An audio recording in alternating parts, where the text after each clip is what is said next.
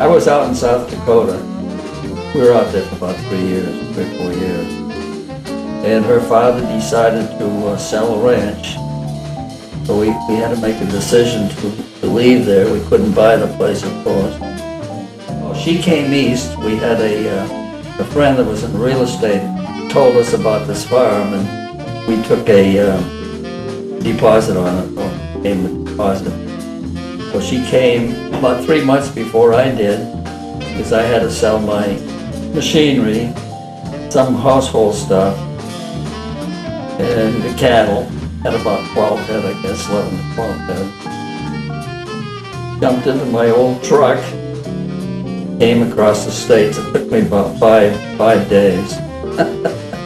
You brought the Ford tractor? Yeah, I got the little Ford tractor that was no sale. Still running. I no sailed it.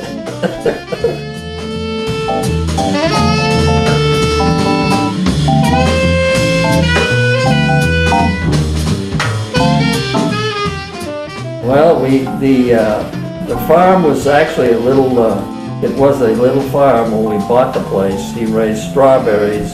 Well, he raised pansies, Oh yeah, that's right, pansies and Pansies. strawberries. Well, when we first started, we had a milk cow. We raised we had our own milk. In fact, Raleigh learned how to milk a cow. Then we raised our own beef, all our own vegetables, canned them all. But we kept strawberries, pansies, corn.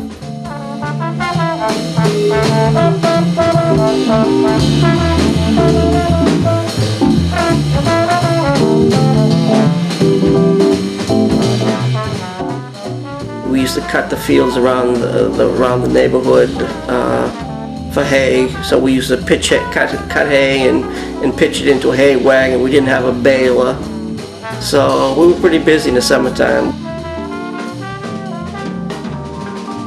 I'd have the hay all raked up, and I had a hay rack, low hay rack, and everyone had a pitchfork, and they'd pitch it into the wagon. We'd work all day into the barn, and at the end of the day, I said, "Okay, let's jump in the car. We'll go down and get some ice cream." Yeah, and he was so cheap. All we got was a double dip ice cream cone. We'd be out there on weekends hoeing strawberries at about 90 degrees on a Sunday. People going down the avenue with their surfboards and going to the beach. Well, I used to enjoy it in the wintertime going out on a pair of skis or just snowshoes and trimming fir trees, taking the lower limbs off. In 20 or 30 years, you'd have a good section of tree that was not free, top quality, but I enjoyed doing that out in the woods. I was basically my father's little helper as I grew up. At that point, when I was young, we had a cow, a milking cow. We had a steer. We had a horse. Before I went to school in the morning, I used to have to go out and milk the cow and clean the stalls, feed them hay, feed them grain,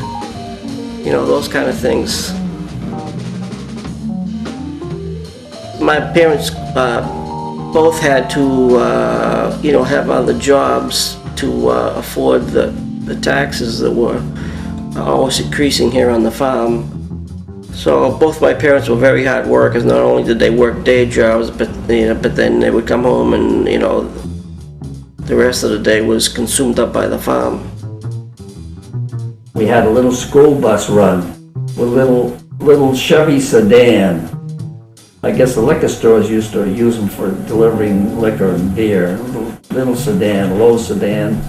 We had benches in the back, and we'd take 5 or 6 kids down the avenue to school, the local school right close by. And then we'd get $75 a month for that. And I think our insurance is about $50. So he'd be paying our taxes with that $75. My mother actually went back to college and got her master's degree and became a teacher. In the 5th grade, I actually went to the Lakeview School in Tingsboro where she was a teacher. She wasn't my teacher, but she was in the same school when I was in the 5th grade. I think she was teaching 1st grade. My father got a job at Raytheon.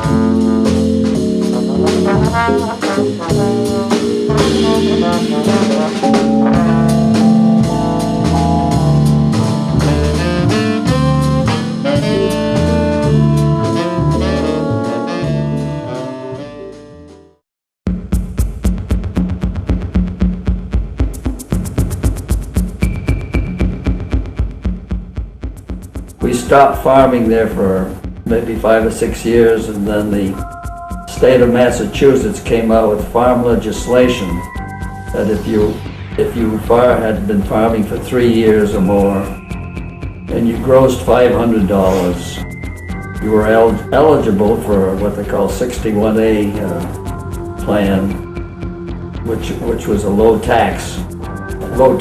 Farm assessment. Yeah. Well, Whereas we were being taxed as residential property. We had 38 acres. And the tax bill kept climbing and climbing. It actually went up to $11,000 before we had a respite on that. But anyway, we had to fight the city of Lowell legally. We had to take them to court. We farmed for 3 years. That was our first thing. Then we applied and they denied our application. But while you're going through this denial and so forth, you gotta continue paying taxes or you lose your right to apply. you lose your right to the courts. They gave you 30 days, but they didn't tell us. But anyway, it was the first case under this legislation. We won the case, of course, but we didn't get our money back. We paid all these taxes. If that state 61A assessment law never came down the pike, if that didn't come down the pike, Oh, we would have sold that farm would have been history. that would have been sold years ago. Many years ago.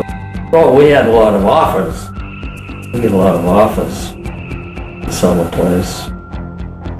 Especially before we got into the farm legislation that were coming. That's pretty cool. Yeah, once a month we get a new agent coming in.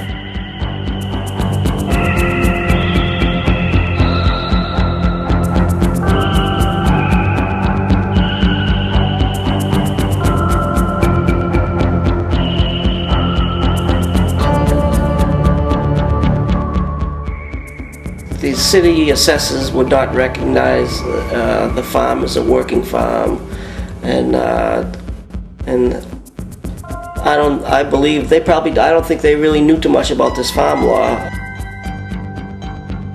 So basically they were looking at it, well, 38 acres of residential lots, we were getting tax bills like, $15,000. So we had to hire a lawyer. That was about 2 years before we get to the courts, and of course we had to keep paying the $7,000 taxes. But they had us on our knees. And I prayed about it. I said, "Dear Lord, help us find a way that we will not have to pay our last bit of money for something that we really don't owe." They didn't want to farm in Lowell. That's what it amounted to. Even though if you keep an area green, it's to the benefit of the city. But they just didn't want that farm in Lowell. We had to take them to court, the appellate courts, and we did win our case, but there was a lot of hardships in between that. We won our case 78, maybe? 78. Okay. Yep. Yeah. So winning that case was the point where, well, that made it possible to keep this as a farm, and at that point I decided I'd like to try to work the farm and see if I could run it and what I could do with it.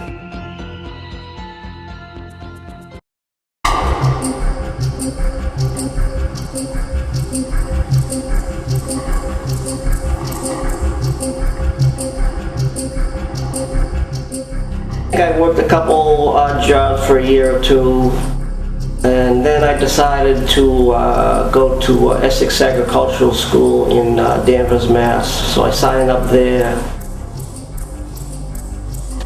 After I went to Essex Aggie for a year, I decided I was going to try to get into water treatment. So I switched over to the University of Lowell continuing education night schools and took all the water and wastewater treatment courses. I successfully got a job at the Lowell water treatment plant, drinking water plant.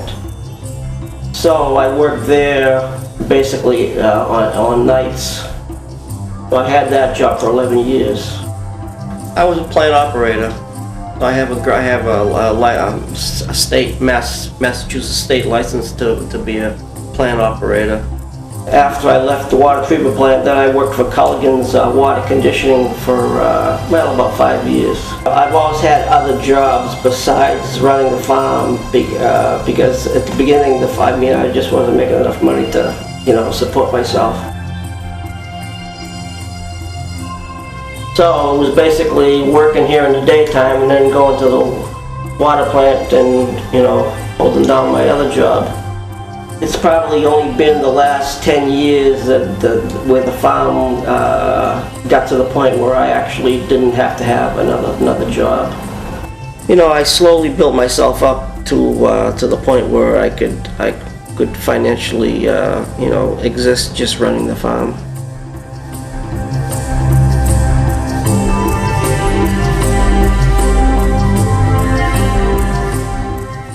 I decided I wanted to work for myself if I could. And so my goal was to turn this into a, self-sustaining working farm. So I kind of wheeled and dealed with my parents and sat down and discussed the whole thing. I'd like to try to run the farm. If I'm going to hang around here, I'd like to do it my way.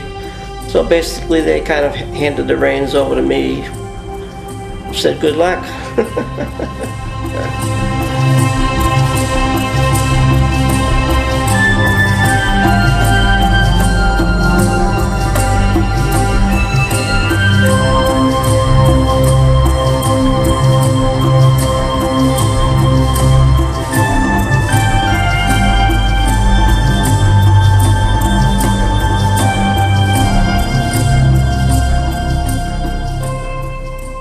So my parents decided that they were going to put the land in a trust.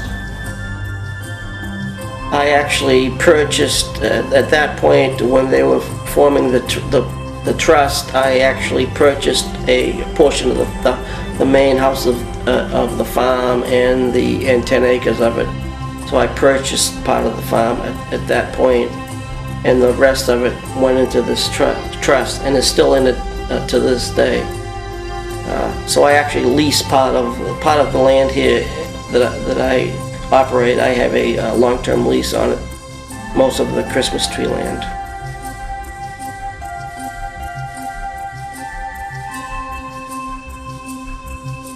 We raise vegetables, specifically corn and tomatoes, and also we have approximately 12 acres of Christmas trees.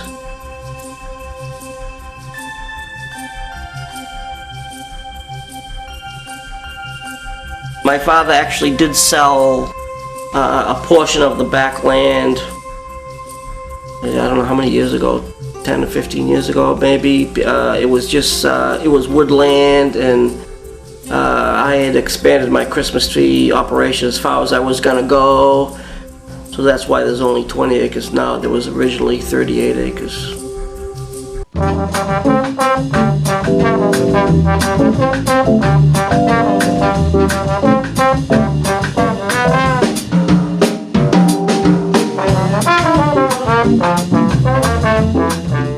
The corn, I try different varieties every year. I also, when new varieties come out, I always experiment, and I always pick the ones that I consider to have the best flavor. Corn, you have to, fertilize 2 or 3 times, and you have to spray it for insects.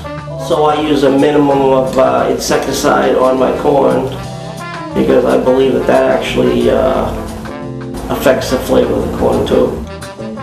As far as corn planting goes, how it works is, you plant your first half-acre of corn May 1st, and then a week or 10 days goes by, and then you're planting your next section. So you keep staggering your corn so that you don't end up having overripe corn. You have to keep planting, new section every week or so, right up till about July 4th. And that's going to be kind of like, Labor Day corn. So over the years, through experimentation, I use these methods to, so I have the best, I try to have the best flavored produce in the area. I leased the field down the road,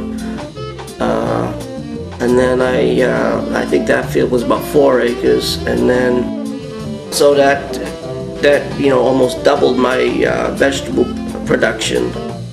And then when I acquired the field in Hudson, then that was about 6 acres. So then I was up to about 13 or 14 acres of corn. So at my maximum acreage of corn, I think it was about 14 acres. So that's enough to take care of a roadside stand. Typically that was all I really needed.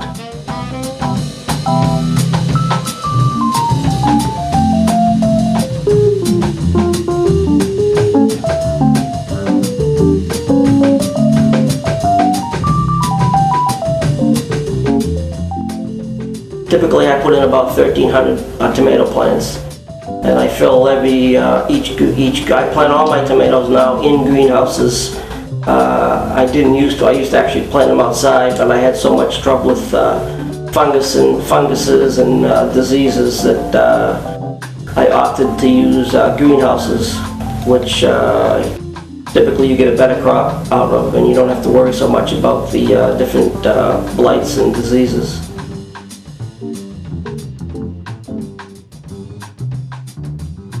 The name of the culture is called high-tongue culture, meaning that you can roll up the sides of the greenhouse so it doesn't get too hot in the daytime or in the summer. but it gives you the advantage of keeping the rain and dew off the plants, which raises hell with the when the plants get wet and they get rained on, that promotes the funguses, and that's the main issue with tomatoes. So by having them in these high tunnel greenhouses, you kind of avoid all that moisture. Before I put the high tunnel greenhouses up, I used to grow them outside, and I had all kinds of problems with bad crops. My tomato production, I started one greenhouse at a time.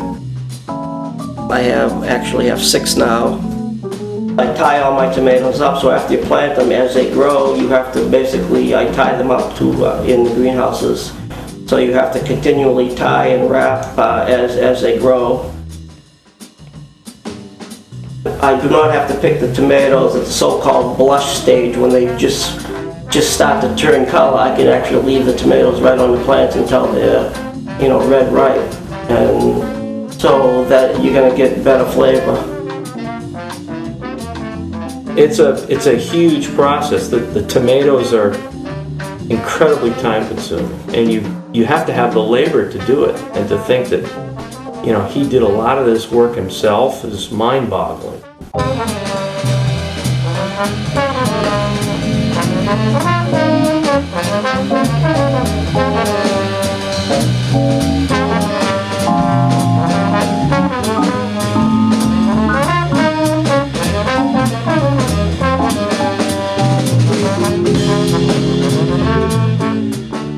Yeah, I just kept clearing land over the years, maybe approximately an acre a year. To this point now, I have probably about 12 acres of Christmas trees. Typically, Christmas trees, after you plant them, then you have to mow around them 2 or 3 times. You have to fertilize them. You have to trim them.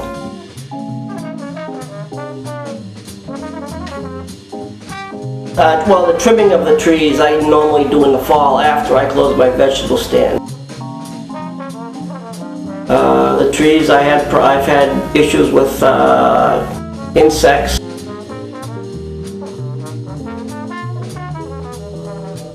So every year I'd clear an acre, and then in the spring I'd plant more trees, and then it would take 9 to 10 years for trees to actually mature into sellable size. So it was kind of like a long-term investment.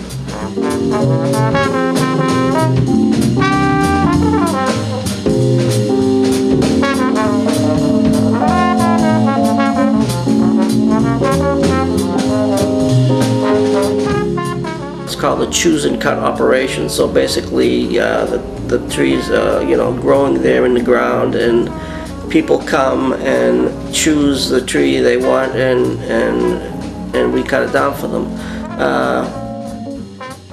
The difference, the unique thing about this operation is, the trees are kind of up in not right here at the road, but up in where the woods were cleared. So I mean, there's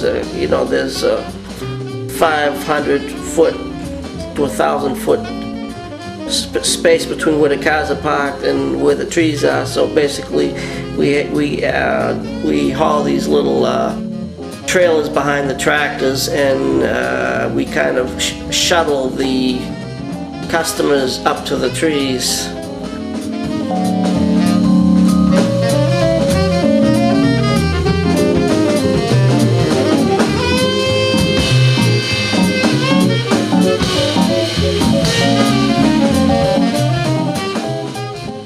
Sometimes we have kids in the trailers singing or whatever, but they really kind of enjoy it. It really kind of caught on. Kind of like a family experience.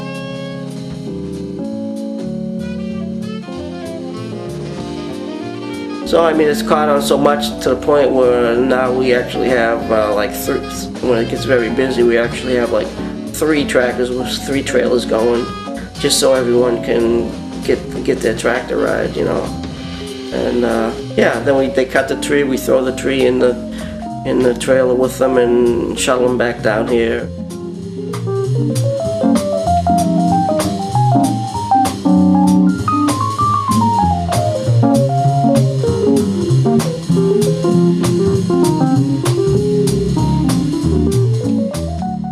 I have families that have been coming here from the beginning. They still actually come here. Wow. 30 years later, they're still coming.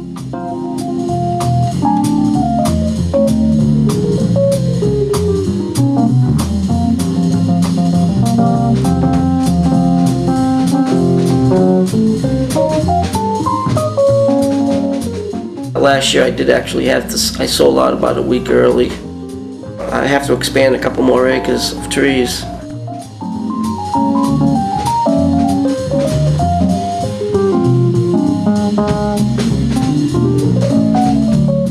We shake the tree for them, have a little tree shaker, kind of gets all the dead needles out and any little animals might be in there, bird nests, whatever. Kids get a kick out of it, especially the shaker, people don't see stuff like that, It's better than buying a tree off out of a parking lot that was cut a month ago, People get the experience of picking the tree, cutting it down, coming down in the tractor, which kids love too, even adults love it. Yeah, Some adults it love absolutely is the experience.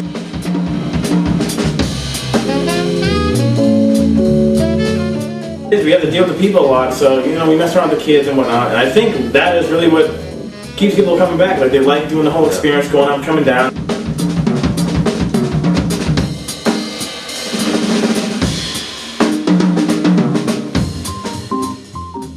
We had a little issue last year. We had a big ice storm, and there were a lot of branches, and it was a little dangerous up there, so I actually closed, I think, a weekend early.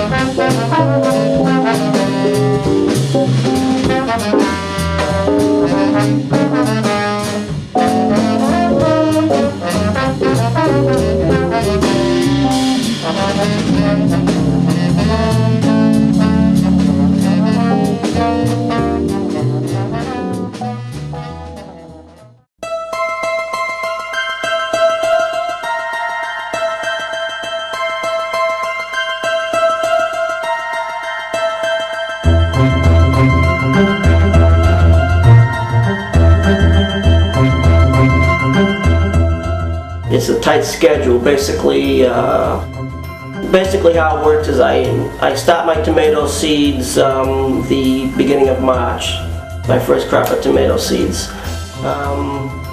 Beginning of April, I get my Christmas tree seedlings and I plant those.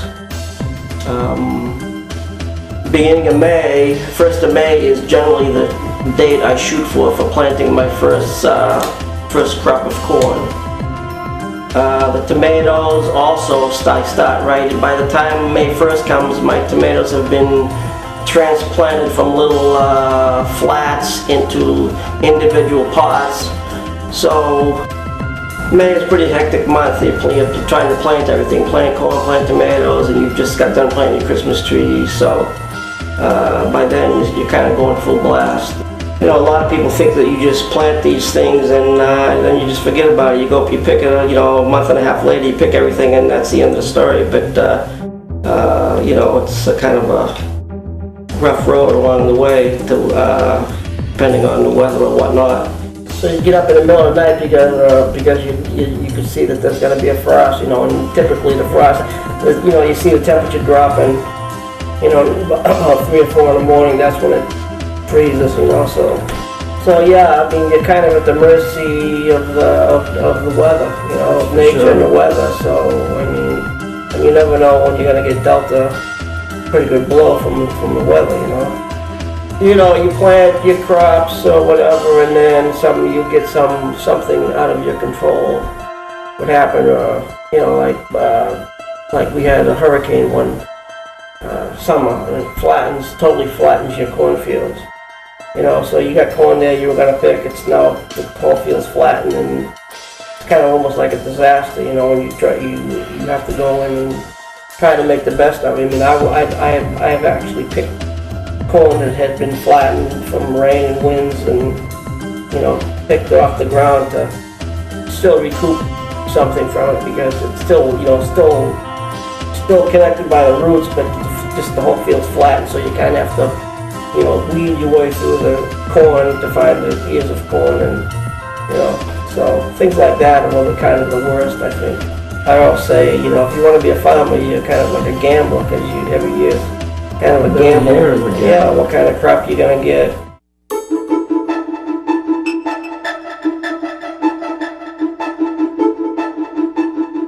Red-winged blackbirds are notorious for raiding cornfields. And over the years, I've used a lot of different devices to kind of try to keep them out of the fields. They have some sense, I don't know exactly what it is, probably a smell, but they can actually, about a week before the corn is ripe, they start, you know, you can see them, they start gathering in the trees and checking it out, and then about 2 or 3 days before it's ripe, then they'll actually start to, you know, land in the corn and start ripping open the ears. Well, I've tried different techniques, radios, balloons, and shotguns. So, and it seems that these birds, they're pretty, it's hard to really fool them for too long. You know, you put a radio in the field and that'll work for 3 or 4 days, and then you'll move on to your balloons, mylar balloons, you know, blowing in the breeze, and the same thing happens there. Yeah, and I mean, at some points I've just actually have to go to the field, be continuously at the field every half hour, or spend the whole day there. They can be very persistent. They'll never leave the field. But just left alone to do their thing, they basically you wouldn't be selling any corn. I mean, I've had times where they'd get into a section just getting ripe, you know, a half acre or 3/4 of an acre, and in, you know, 2 or 3 days they'll rip every ear to shreds. Another critter would be the raccoons. Same thing. They, I mean, you know, you'll get a half dozen or a dozen of a couple families of raccoons in your field. They kind of, same thing with them. They know just about when it's ripe. They check it. You'll see where they're checking it out, and then when it's ripe, they'll just start trampling through the field, and they'll just eat corn all night. Have their little picnic out there in the middle of the night. It sure was an eye-opener to see what it takes to plant tomatoes and grow them for consumption, and to plant corn and grow that for consumption. You know, you take it for granted. You think a farmer throws something in the ground in the form of a seed and waits till it's ready to be picked or harvested. And then you go and you throw it in your truck and you take it to market and you make all this money. And what I learned was, the minute you do anything involving the soil, every organism on the planet wants to devour it. You're in competition with everything. Every organism, every animal, Mother Nature. It's a huge gamble. And to think that he's been doing that for almost 35 years, and he's become a master at it, a master at manipulating it, and a master at being successful at it is really remarkable. Because you can see how hard it is and why there are so few farms left.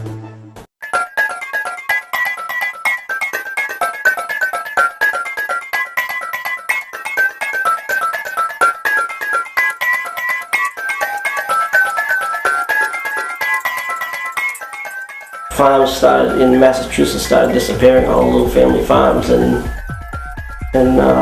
you know, I think there's a call for people don't want to see all the farms disappearing.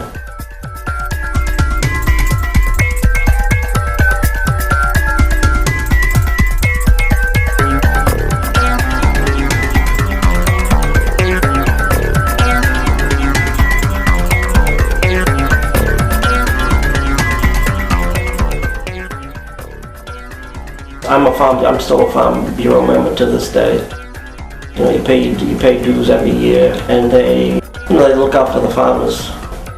I do actually know the other farmers, and we do have discussions about you know, what's going on with the weather. You know, I might ask him to help me out, and you know, he'd do the same for me. The closest farm is actually the Lawndale farm up here, about 6 miles away in Tingsboro, and similar situation to my farm here. The son is now running it. You know, people complain about paying prices for tomatoes and paying certain prices for corn, but I see the work that goes behind. I've seen the work that goes behind a lot of this. You know, the planting, the care, and all the process that goes into growing tomatoes. It's not just throw seeds in the ground and wait for the plants to grow. And I'll never ever complain about paying for fresh tomatoes again, no matter what the price is, because there's a lot of work behind the scenes that people don't see. That tying up the tomatoes, the fertilizing, the care that goes into just growing tomatoes and corn. And people don't realize that. They just come to a stand and they see it and they want the perfect tomato, but they don't realize all the work that went behind that.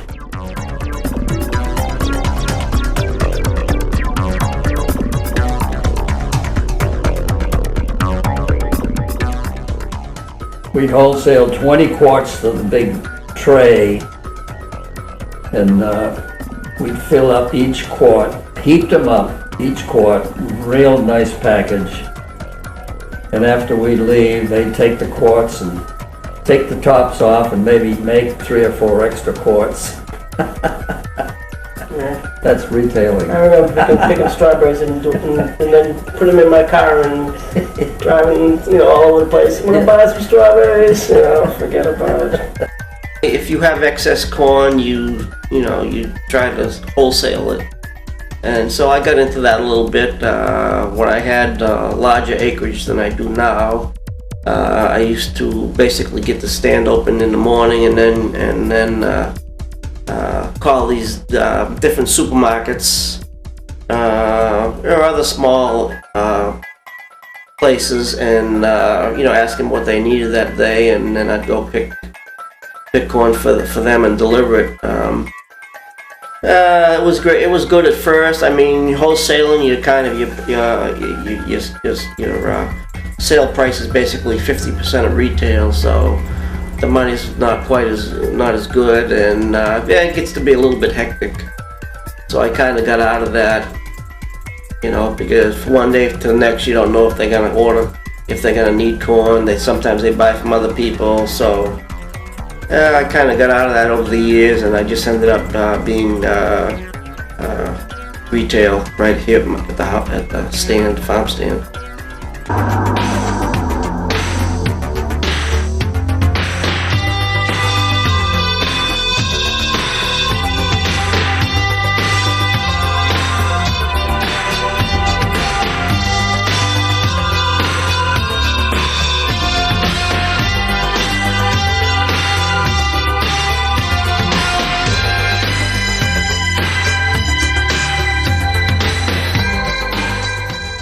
It started small. I had a little stand out in front of the house, and it slowly expanded. When I initially started, I used to just be open, I believe, in the afternoon. It was a very small scale when I first opened it, and yeah, I used to watch the stand myself. And then as I expanded, I realized that I was not going to be able to do everything, and I started hiring neighborhood kids to watch the stand, and I still do that to this day. I still hire neighborhood kids, teenagers, to watch the stand.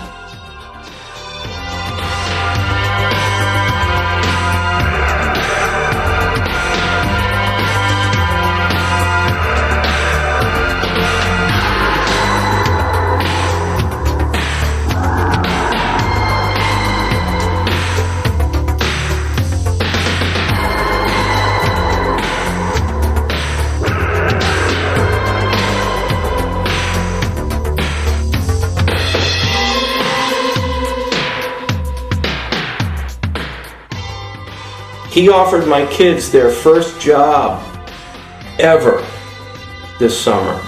And I have a daughter who's 17 and a son who's 14. And it was a huge learning experience for these two kids. And we've been working for Rolly, God, since we're about 15, about 10 years now. Started at the farm stand. I liked it. It was definitely a mutual relationship. Rolly's a great guy to work for. And it is just an experience. He got me the job here. I started at the farm stand in the summers, just riding my bike up, working. Playing guitar. Yeah, paid for my first car. I saved up all summer. Best thing about the farm is, just the overall experience is not like I don't really consider it like work. But It's everything you want in a cool job. Yeah. It really is. A part-time cool job. Yeah. part-time cool job. It is a cool job, I'd have to say. It's Yeah. a really cool job. Yeah. And not a lot of people get to experience it. Because when you tell them you work on a farm, they're like, Huh?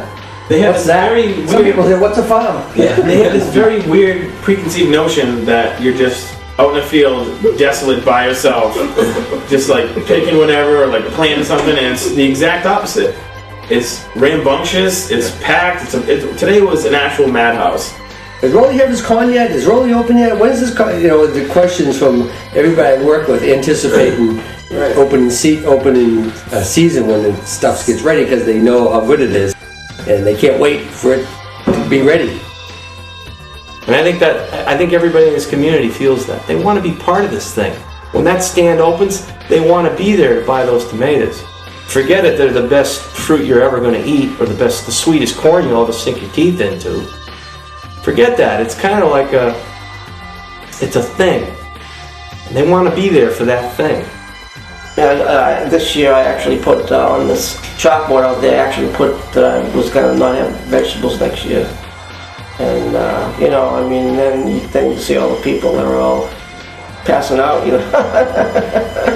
and crying, you can't do that, and I feel bad, People were up in arms. Like, I'm not kidding. People were like really not happy. Like, where else am I gonna go? Where am I gonna? What am I going to do now? Tomatoes? I'm My like, life is over. I'm sorry, I don't know what to tell you. And people were like really, really upset. If you ever did sell the farm, I think a lot of people, it would be like a big thing.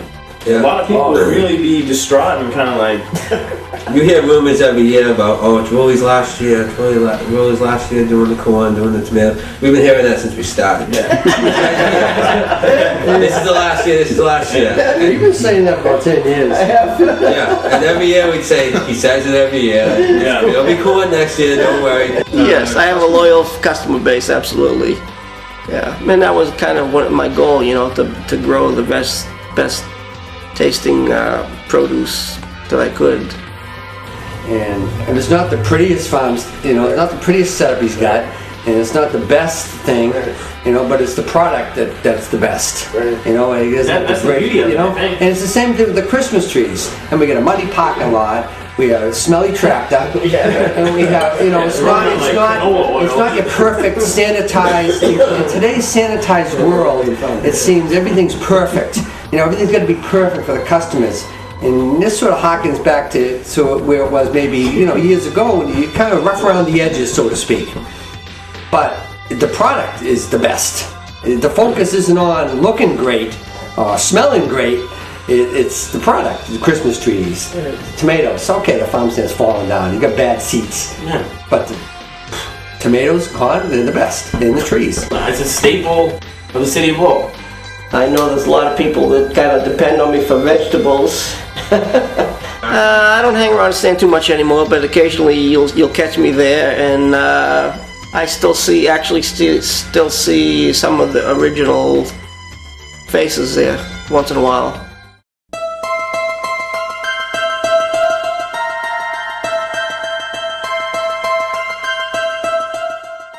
Rolly has an amazing system of irrigation and nutrition that he provides these tomatoes with, that it's I've never seen anything like it.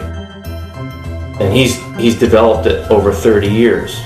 And it involves, in-ground irrigation and nutrition, a delivery system to each greenhouse. How does this root take hold? What kind of nutrition is required? And, oh gee, what about bugs? yeah, I encountered this problem, I attacked it like this. I brought my microscope out here, I looked at these organisms under the microscope, and then I researched and I figured out what they were. You know, he's a farmer. He's been working this land all his life, and you're not going to turn that switch off. That's impossible. And I also saw the toll that it takes, because it's incredibly stressful when you're fighting a force of nature that can put your lights out overnight if it wants to. And to think that he's been doing that over 30 years, like every year facing that's a grind. And I gotta tell you that when we were in the middle of a particularly bad spell, there was like a 3 or 4 day period one week in July when we had red-winged blackbirds that were going to town up in this other field, and he was really beside himself with how to contain the problem. And all I could see was dollar bills just flying out the window. And the other thing I was thinking was, how can one man put up with this kind of stress? The last of a dying breed, I think, in terms of guys that decided what they wanted to do with their lives, carved a niche, you know, profited through it, and didn't abuse the community in the process. Now, how many people can do that?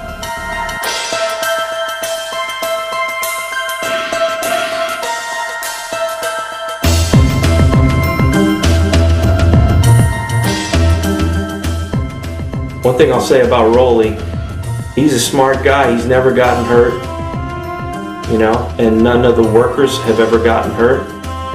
And so, you know, his attention to safety is paramount. We're out, you know, in the trees trimming, but we're talking about Chick Webb and Big Sid Catlin and Max Roach and Philly Cho Jones and Coltrane and Miles Davis for hours. We finished the trees, and going into May, the focus was shifted towards tomatoes and corn. I want to work when I come here. It's not like I drive an hour from my house and think, oh my God, my shoulder hurts, my back hurts, I gotta go tie tomatoes. No, it's like I want to get that. It's more like I want to get that greenhouse finished. We got to get all these tomatoes tied. We got to get out in the field and get all that corn picked. From the moment the sun hits the wall to the moment it's dark, you're going. He's one of the hardest working people I've ever met, but doesn't carry it around like this, badge of honor.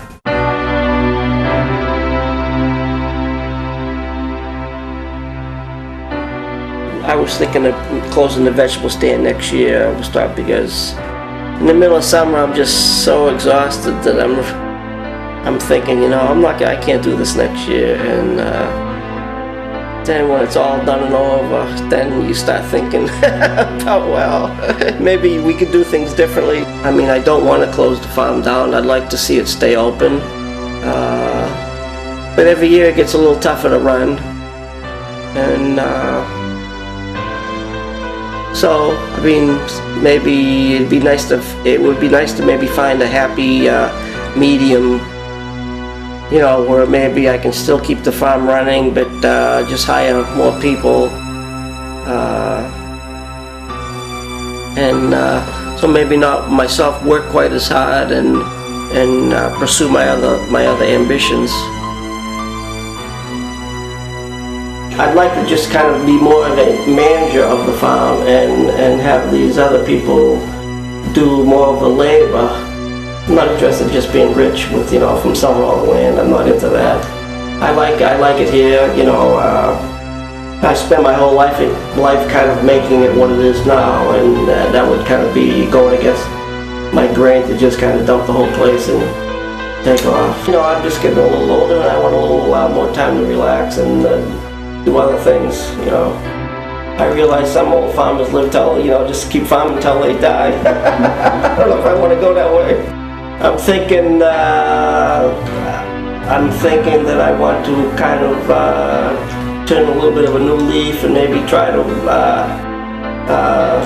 semi-retire a little bit so I can do other things. I mean, this farm has basically consumed my life for the past 30 years or so. And I have other ambitions. I enjoy music. I've been playing drums all my life, and I've decided that I want to kind of pursue that a little bit. You know, we'll take it a year at a time and see where it goes. Well, once there's no more rolling around, who knows what's going to happen. It could be sold and developed. Unless someone comes along and wants to run the farm. But I haven't found that person yet.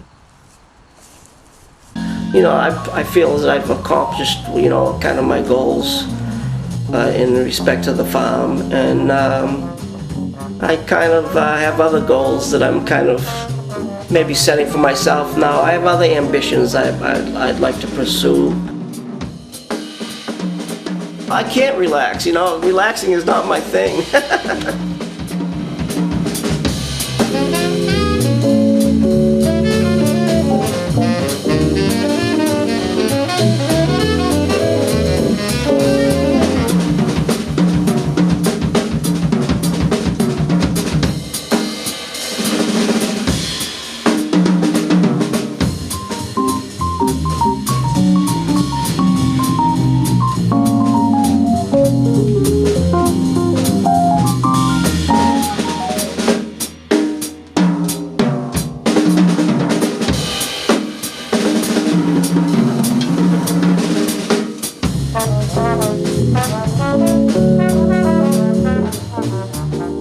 I remember I was in school, I was like pounding on the desk trying to figure out different rhythms and stuff.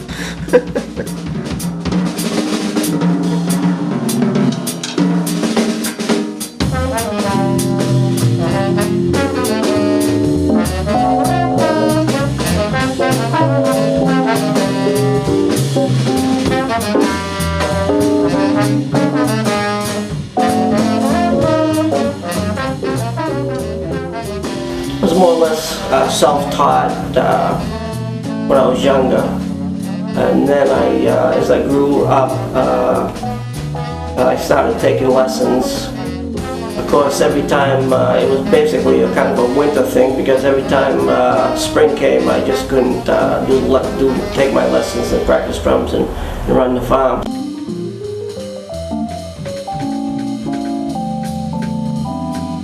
The story goes Raleigh was anxious to have a set of drums.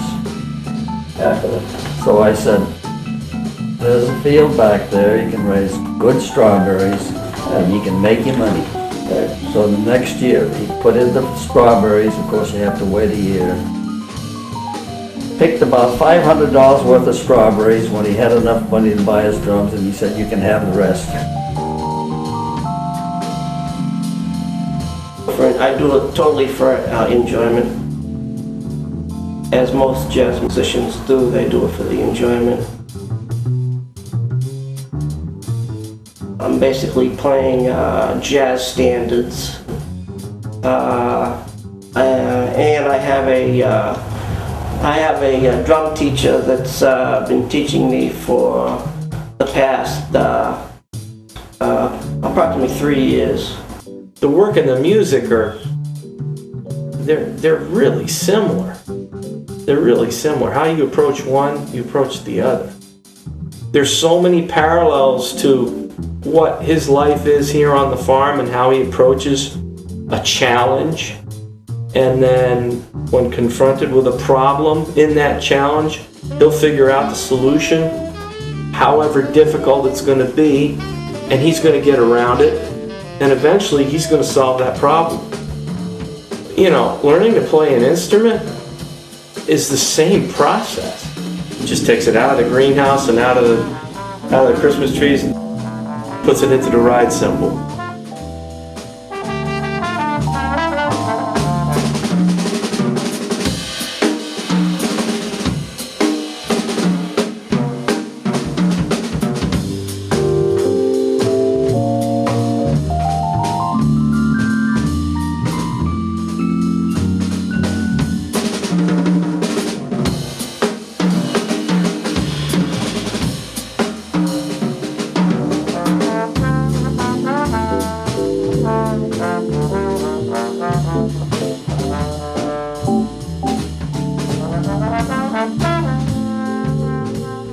really enjoy it. It's kind of like a little bit of food for the brain. I like it because it's you get exercise, but also you're exercising your brain.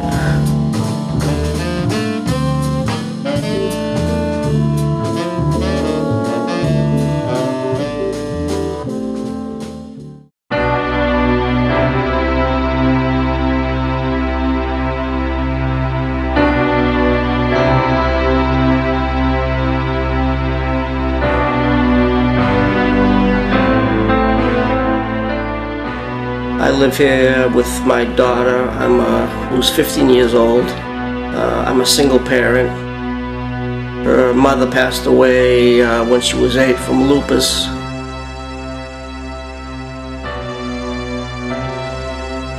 I'm a parent, but I'm not a single parent. And I know even when it's perfect, it's brutal.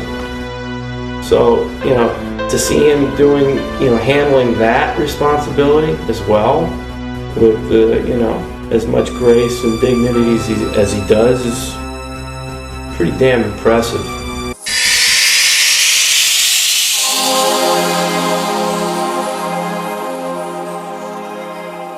Yes, I'm proud of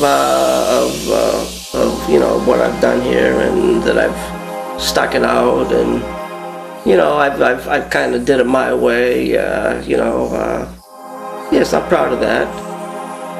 I think the most rewarding part of having the farm, feeling that we weren't really there to make money, we were there to make people happy.